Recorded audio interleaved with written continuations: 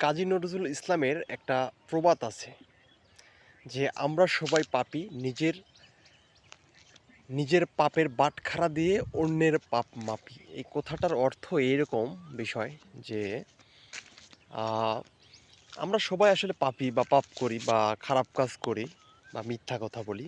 হুম, কিন্তু আমরা যে আমি সাপোজ মিথ্যা কথা বলে অন্য যে মিথ্যা কথা বলছে তাকে আমরা মাপতাছি আসলে যে তুই মিথ্যা কথা বললি কেন, মিথ্যা কথা বললি কেন বা এটা করলি কেন।